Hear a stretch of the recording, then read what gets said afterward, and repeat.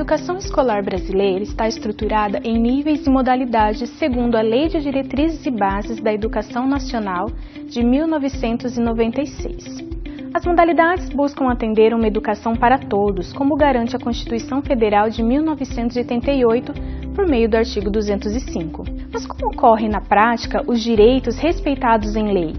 Quais são os desafios que ainda precisam ser superados para a qualidade da educação escolar por meio das modalidades?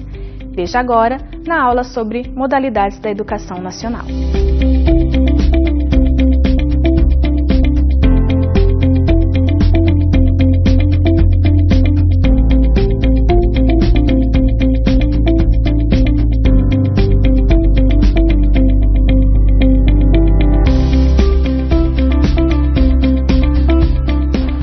Olá, eu sou a professora Suzy Cordeiro. Nesta aula, vamos explicar sobre o tópico 3 da terceira unidade, Modalidade em Educação Nacional. Com o objetivo de atender à diversidade e o direito constitucional da educação para todos, as modalidades fazem parte da estrutura da nossa educação e correspondem às necessidades de alguns grupos específicos. Dessa forma, podemos dizer que as modalidades são meios diversificados de se ofertar a educação escolar.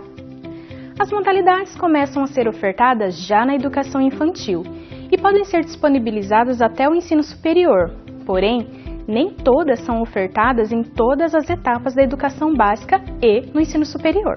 Para o ensino da educação infantil, são disponibilizadas modalidades de educação especial, educação do campo, educação quilombola e educação indígena. Essas são as necessidades que as crianças de 0 a 5 anos possuem em grupos específicos, por exemplo, aquelas com algumas necessidades educacionais especiais. Levi Vygotsky defendia em suas obras a interação entre os sujeitos e com o seu ambiente, para aprender e a desenvolver. O mesmo deve ocorrer com as crianças da educação especial, que mais do que ter acesso à educação, elas precisam também serem incluídas nas relações sociais de aprendizagem e mediação. Esse público é um público muito específico, né? E nós precisamos realmente saber quem que atende dentro desta modalidade de educação especial. Primeiramente, temos que pensar que nós temos legislações que são bem específicas para o atendimento do público inclusivo. Nós temos aí a Lei 13146 de 2015, que ela vem garantindo o direito da pessoa com deficiência ao atendimento inclusivo, né? Ao atendimento especializado e a garantia de todos os recursos e adaptações necessárias para este atendimento. E aí, quem que vai compreender este público, né? Aqui, respaldado nessa legislação, nós vamos falar dos que apresentam deficiências visuais, auditivas, físicas, intelectuais e deficiência múltipla. Também dentro, desta legislação, nós podemos estar incluindo as pessoas com autismo, com transtorno do espectro do autismo, porque, por meio da Lei 12764 de 2012, ela dá para este público os mesmos direitos que as pessoas com deficiência, em termos de recursos de acessibilidade e apoio. Mas também não podemos esquecer um outro público que hoje é um público crescente dentro do contexto escolar e um público que requer um atendimento especializado, que são os alunos que apresentam necessidades educacionais especiais, respaldados pela nossa Constituição brasileira e também pela nossa LDB e a Política Nacional de Educação Especial na Modalidade Inclusiva de 2008. E aqui nós estamos falando dos que apresentam distúrbios de aprendizagem, altas habilidades de superdotação e os que apresentam o TDAH, o transtorno de déficit de atenção e hiperatividade. Então, por aí, vocês podem observar que é um público muito amplo da educação especial, da educação inclusiva. E estes alunos, para ter os seus direitos garantidos, eles precisam, comprovar ali a sua necessidade e fazer, toda a solicitação necessária dentro do contexto escolar no qual ele está inserido, independente, de ser uma escola pública ou privada ou de ser uma modalidade de educação infantil ou mesmo no ensino superior. Então, todas as pessoas, independente da sua faixa etária, inseridas no ensino, têm direito à inclusão. E tem como desvincular a educação especial da inclusão? Hoje não dá mais para nós pensarmos dessa forma, né? Porque antigamente nós podemos pensar que a educação especial ela estava muito restrita, né? Vinculada às escolas especiais, né? Hoje não mais. Hoje, quando nós falamos em uma educação especial, a inclusão, nós estamos falando em todos os ambientes escolares, né? E não somente dentro do contexto escolar, mas a inclusão hoje ela vem tendo um crescimento de mudança de concepção da deficiência em todas as esferas da sociedade, onde a gente também fala de inclusão social, inclusão no mercado de trabalho, que tudo isso parte da educação. Então, falar de educação especial é falar sempre de inclusão, né? De mudança de concepção, primeiramente, de eliminação de barreiras à acessibilidade e, em especial, uma que eu, por sinal, gosto muito, que é a eliminação das barreiras atitudinais. Nós só podemos pensar em inclusão, nós só conseguimos realmente implantar o ensino inclusivo de fato se nós rompermos com essa barreira atitudinal, que é o nosso preconceito, que é a forma de nós olharmos para a pessoa com deficiência. Primeiro de tudo, principalmente na educação, nós temos que acreditar na potencialidade, né, do aluno. Então, aos profissionais da educação, fica aí, né, o nosso recado tão importante para a formação e para a constituição desse sujeito enquanto pessoa, enquanto cidadão. A educação do campo atende a diferentes comunidades, tais como os assalariados rurais, ribeirinhos, assentados, dentre outros. Mesmo com um número expressivo de pessoas que precisam desse atendimento educacional, espalhados por um país geograficamente extenso, as políticas educacionais restringem-se à garantia legal na Constituição Federal de 1988, pelos artigos que legitimam o direito de todos à educação escolar e também na LDB, de 96, pelo artigo 28, que expressa a necessidade de uma educação básica para toda a população rural. É importante quando a gente discute sobre educação no campo, a gente está falando sobre modalidade. Então, é uma modalidade da educação que deve ser feita nos espaços rurais, né? Quando a gente fala de educação do campo, a gente começa então a pensar como essa educação ela deve ser feita para um tipo de cultura e grupos que são diferenciados da nossa sociedade. Então, quando eu penso em educação do campo, eu estou pensando que é uma cultura diferente, né? É necessário que a gente entenda, quando a gente vai falar de educação, que cada modalidade de educação vai ter a sua especificidade. Então, aquilo que vale para a educação, por exemplo, nossa, da cidade, ela já não vai valer para a educação do campo, né? Porque a gente precisa saber como esses grupos eles transitam, qual é o sentido e significado para eles, como a gente vai poder montar, por exemplo, um currículo ou uma questão de disciplinas e até mesmo da carga horária pelas necessidades deles. Então a educação do campo ela é um fenômeno social, mas ela também é um fenômeno político, ela é um fenômeno econômico, ela é um fenômeno histórico. Então nesse momento a gente precisa pensar um pouco da história.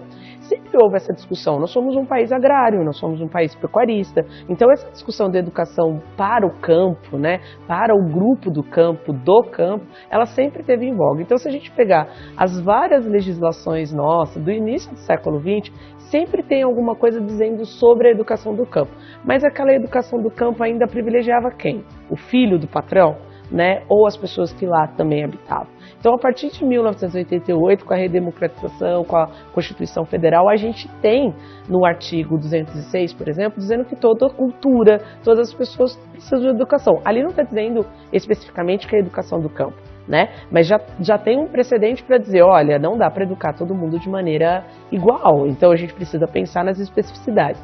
Então é óbvio que com a Lei de Diretrizes e Bases da Educação Nacional em 96, a gente tem lá, na parte da educação básica, capítulo 2, na seção 1, artigo 28, você vai encontrar as especificidades para a educação do campo, que nada mais é de que a gente precisa priorizar, né? A gente precisa entender que essa educação ela é feita para um grupo e pensar qual é a especificidade desse grupo, respeitando este grupo. Hoje, na atualidade, pensar isso é não esvaziar o campo dos seus grupos. A importância da educação no campo na atualidade é essa, né? No campo, para se manter os espaços rurais, como os espaços de renda, os espaços de cultura, espaços políticos, mas também para manter a especificidade desse grupo. Eu me lembro muito do Carlos Rodrigues Brandão, dizendo no livro O que é Educação, que tem uma passagem, né, que um senhor ele pergunta para o senhor o que é educação, e o senhor pergunta para ele: que educação o senhor está dizendo? A educação do doutor? Essa educação eu não preciso aqui. Eu preciso de quem saiba quando vai chover, de quem saiba pegar na enxada, de quem saiba trabalhar a terra. Então, nesse sentido, é que a gente precisa entender que essa educação do campo, ela precisa focar essa especificidade. Então, muitas vezes a gente fala assim: a gente quer que todo mundo saia do campo e venha para a cidade. Mas, na verdade, a educação do campo prioriza também uma manutenção de uma forma concreta, de uma forma específica, para um tipo de grupo. Então, é importante ainda que se saiba como plantar, como colher, qual é o melhor momento, e que se saiba respeitar esse grupo. Então, aquilo que nos cabe dentro da cidade, muitas vezes não é o que cabe à educação no campo, né? Então, esses espaços rurais precisam ser pensados, assim como as pessoas que habitam nele. Então, é muito importante que a gente saiba que, na atualidade, é respeitar novamente uma cultura que é diferente. E isso, para a gente, é garantido em leis. A educação do campo também engloba, de certa forma, outras modalidades, como a educação quilombola, que parte de uma necessidade de retratação histórica a quem não teve acesso às escolas em épocas passadas, tais como os negros, que foram privados de vários direitos durante anos e hoje vivem em comunidades mais isoladas, com culturas próprias. A gente sabe que o currículo considera as questões culturais. Como é que funciona esse processo, né, dos saberes locais, dos saberes tradicionais e o currículo formal, né? Muitas vezes as pessoas perguntam: mas como é que, né, faz, como é que constrói um currículo em que se considera o que já está lá dentro, né? Sim, então, esse currículo, considerando os nossos saberes, né, considerando a cultura em si, que vem costumes, saberes, crenças, tradições, ela é elaborada na comunidade, com a participação da comunidade, né, pela necessidade de manter viva, né, a nossa cultura, né, a nossa história e histórias dos nossos ancestrais também. E o currículo específico, ele é um currículo que ele de fato vem nos fortalecer não só na questão da educação escolar quilombola, mas também numa questão da própria luta do movimento quilombola, né, que perpassa por permanecer na terra, né, por permanecer na comunidade, né, permanecer no local, né, também em continuar com as nossas tecnologias, com os nossos saberes, perpassando pelo modo como a gente planta, colhe, né, pelo modo como a gente constrói os saberes, né. Também esse currículo ele perpassa pela forma do saber, pela ciência, saberes e fazeres quilombolas, por exemplo, o chá, né, o modo de como utiliza o chá caseiro, o banho, né. Então, assim, tem as questões religiosas também, religiosas, né? O respeito a essa religião, né. Então, assim, nós temos um currículo, né, que a gente recebe, que eu estudo de língua portuguesa, língua inglesa, história, geografia, enfim, ciências e tudo mais. Um currículo semelhante ao currículo da educação regular. Exatamente, mas também nós temos um currículo específico, que inclusive no Mato Grosso temos 3 disciplinas, que vai trabalhar ciências, saberes e fazeres quilombolas. Paulo Freire já dizia que o ser humano precisa ser um sujeito da sua própria história. Dessa forma, a educação escolar nessa comunidade precisa ser constituída a partir de suas culturas, assim como ocorre com a educação indígena, que deve ter a sua língua materna preservada. A educação indígena é a educação tradicional, esse termo mesmo, tradicional, que eles desenvolvem nas comunidades indígenas, nas terras indígenas, aldeias, né? Então é aquela educação que ocorre pela prática, pela observação. A criança aprende brincando, aprende observando os pais, então aprende a fazer artesanato fazendo, participando, né? E a educação escolar indígena, então, é uma modalidade, né? Ela é extremamente importante porque os povos indígenas passaram por um processo no Brasil, né? Num primeiro momento, assim que chegaram, né? Os europeus aqui, eles passaram por um processo de desestruturação das suas organizações socioculturais e agora, neste momento no Brasil, eles estão num processo de reorganização, de revitalização das línguas, dos costumes, das tradições, das religiões diferenciadas que eles têm, das crenças, as etnociências indígenas, então a etnobotânica, a etnohistória, né? Eles têm uma ciência que não foi devidamente reconhecida pela ciência ocidental e que agora eles estão recolocando. Essa educação escolar indígena contribui com a organização da vida, da gestão das terras indígenas. Então a escola ela está sempre associada à vida da aldeia, à vida da comunidade. Né? Tem uma horta, tem a plantação, tem as roças, tem a produção do artesanato. Os currículos escolares, eles se articulam, e os projetos pedagógicos das escolas indígenas se articulam com essas práticas socioculturais dos povos indígenas. Então é extremamente importante. É importante que os professores das escolas indígenas sejam indígenas, que eles tenham formação. Então, eles estão em processo sempre de demandas, né? Tem estudos, o professor Gerson Baniwa, que é um indígena, professor da UNB e membro do Conselho Nacional de Educação, assim como outros indígenas que, né, ocupam esses espaços públicos, eles estão em processo de discussão com as comunidades para a melhoria das escolas, da estrutura da educação escolar indígena. Então vai desde a estrutura predial, né, tem muitos casos em que não há escola, né, são assim construções muito precárias, falta água, falta às vezes uma sala de informática, falta internet, então assim, uma situação precária, não tem sala de estudo, sala de professores, biblioteca, então desde a estrutura física até a própria gestão da escola precisa ser melhorada, produção de material didático indígena, bilíngue, feita pelos professores indígenas, porque o material que chega às escolas indígenas ainda é o material padrão que está nas outras escolas. Então, às vezes, alfabetiza a criança com termos que não fazem parte, né, está muito distante da realidade, então deveria partir da realidade da criança, né, os processos educativos.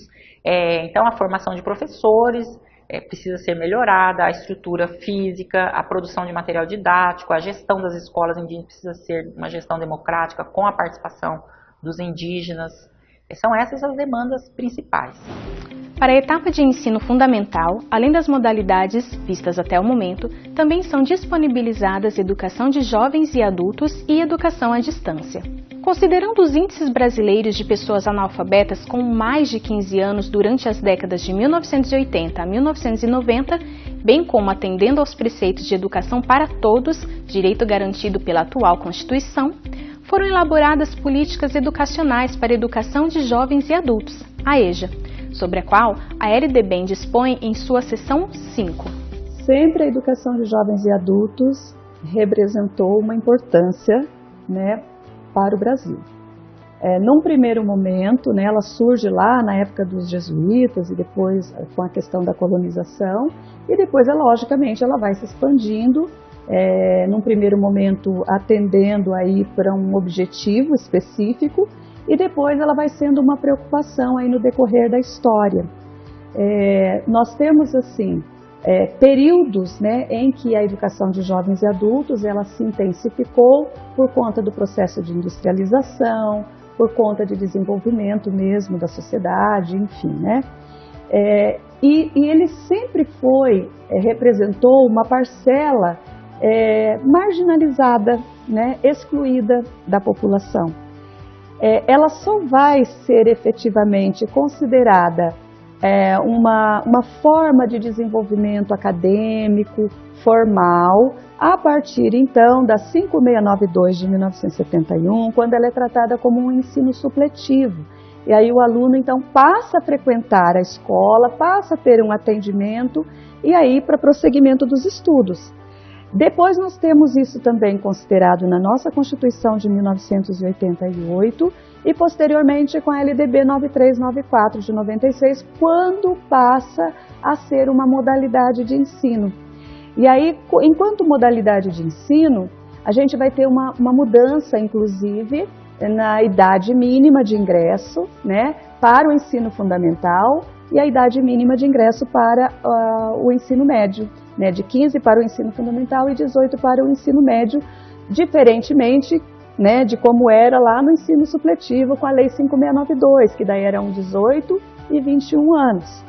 Então, com a LDB e passando a ser uma modalidade de ensino, então o Brasil ele vai intensificando um pouco mais essa discussão, essa preocupação com essa modalidade, né? Então, o jovem, e aí a gente vai percebendo também na década de 90, cada vez mais a entrada de pessoas jovens na educação de jovens e adultos.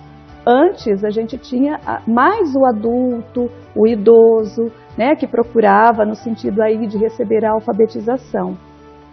E aí a gente vai percebendo a partir de meados da década de 90 já uma demanda um pouco mais jovem nesse público da EJA, né, justamente por questões aí que a gente vai observando no decorrer dessa trajetória do indivíduo, né, a entrada no mundo do trabalho mais cedo, né? A moça que às vezes engravida muito jovem, aí por conta disso, da maternidade precoce, ela acaba não frequentando mais a escola.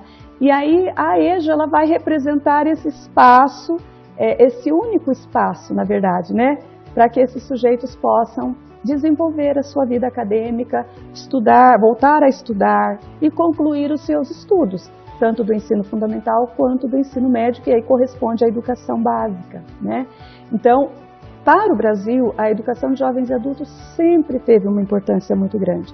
Só que essa importância, ela variou muito dentro dos contextos, dentro daquilo que se esperava da educação de jovens e adultos. Então nós temos aí autores como Paulo Freire, que trabalhou muito em função disso, né? Mas considerando que a educação libertadora seria a educação que libertaria esses sujeitos de uma classe mais opressora, né? Então ele tinha esse foco, mas a gente também tinha, ideologicamente falando, as questões de poder, as questões que permeavam o trabalho com esses sujeitos no sentido de favorecer a sociedade, né? De executar funções sociais que pudessem aí contribuir para o crescimento da sociedade, no sentido da indústria, do comércio, enfim, né? Então hoje a gente tem a educação de jovens e adultos, que todos podem ter acesso, todos aqueles que não tiveram oportunidade ou que tiveram, mas que por algum motivo tiveram que abandonar, e as discussões, os autores, eles acabam aí trabalhando um pouco mais nessa perspectiva, né? Então nós temos as metas, né, que atendem aí a questão da formação e da educação de modo geral e inclui a educação de jovens e adultos. Então é uma preocupação constante, né, da classe aí educacional, no sentido de favorecer que essas pessoas tenham oportunidades e possam aí dar continuidade, dar prosseguimento, podendo aí no futuro fazer um curso superior e desenvolver melhor aí a sua vida profissional, pessoal e profissional, certamente. A educação à distância atualmente está muito ligada ao ensino superior, na oferta de cursos de graduação, como estes, e também de pós-graduação. No entanto, a sua oferta não se restringe às universidades, chegando às escolas de ensino fundamental e médio. A modalidade de ensino de educação à distância na educação básica ela é prevista desde a Lei de Diretrizes e Bases da Educação Nacional, a Lei 9394 de 1996. No entanto, não havia nenhuma legislação, nenhuma regulamentação para a oferta desse ensino nas etapas da educação básica. Foi somente com a homologação da Base Nacional Comum Curricular, em seu texto, que houve a possibilidade e houve um encaminhamento para que a EAD possa ser ofertada na educação básica. No entanto, nós ainda não sabemos como isso de fato vai ocorrer na prática. Bom, a expansão da EAD no ensino superior se deu em grande parte pelas políticas públicas, por meio dos decretos que regulamentam o artigo 80, também da Lei de Diretrizes e Bases da Educação Nacional. Então, o artigo 80, ele fala especificamente da educação à distância. E os seus decretos, eles vão dizer de que forma isso vai ocorrer. E no decorrer das últimas décadas, nós vimos que os decretos, eles vêm possibilitando a expansão da educação à distância no ensino superior em todo o Brasil. Em grande parte, isso se deve ao processo de democratização do acesso ao ensino superior. Chegando ao ensino médio, temos a possibilidade de oferta de todas as modalidades aos diferentes grupos. É disponibilizada também a educação profissional e tecnológica. Tem vários aspectos que a gente precisa levar em consideração para nós oferecermos educação profissional na educação básica. Um deles é porque a educação profissional, ela proporciona aos alunos uma inserção no mercado de trabalho mais rápida, né? E, além disso, também é uma maneira de elevar também a escolaridade dos estudantes. Em países mais desenvolvidos, como a Alemanha, a Suíça, né, mais de 50% dos alunos como se fosse o ensino médio, eles fazem um curso técnico. E aí a gente vê a diferença dos alunos aqui no Brasil, que apenas 8% dos alunos, eles estão no ensino técnico. Então, seria uma forma dos nossos alunos terem conhecimentos para passar no vestibular, para o próprio mercado de trabalho, por essa questão da inserção deles mais rápida no mercado, né? Infelizmente, a gente vê timidamente o governo tendo incentivo através de leis que façam com que os alunos da educação básica façam ensino profissional. Porque, historicamente, a educação profissional foi aquela educação para os pobres, né? E não é assim.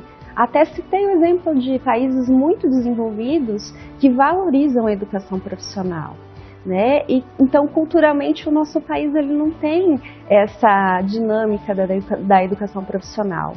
Uma lei que foi promulgada em 2011 foi a lei do Pronatec, que incentivou muito os jovens a fazerem a educação profissional. Então, nós tivemos mais de 8 milhões de alunos formados dentro de cursos de qualificação profissional, cursos técnicos.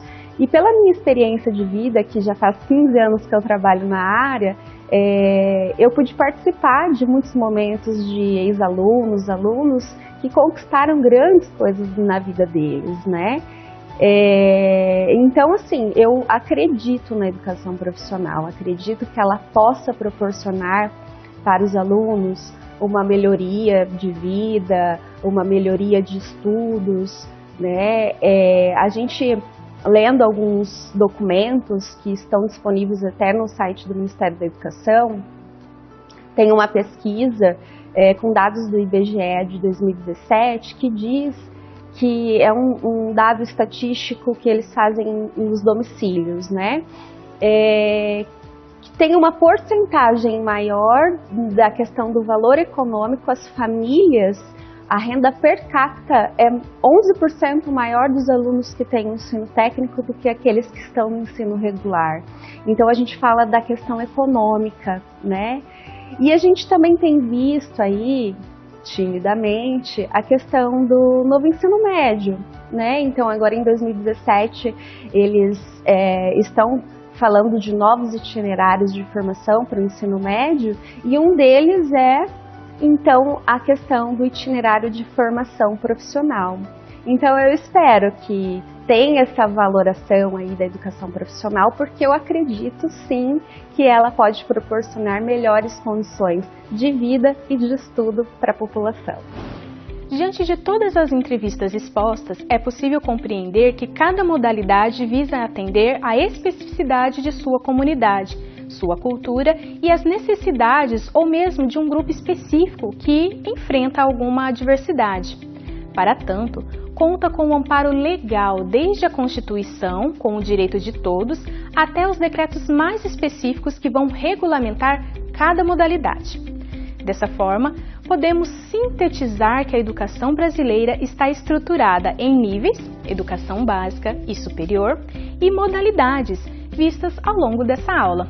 Lembrando, educação especial, educação do campo, educação indígena, educação quilombola, EJA, EAD e educação profissional e tecnológica.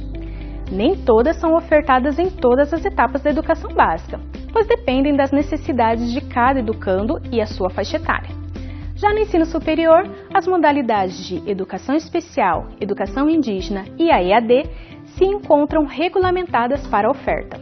Espero que tenha sido possível reconhecer as modalidades da educação a partir da legislação vigente, a fim de verificar sua relevância para o ensino no nível básico.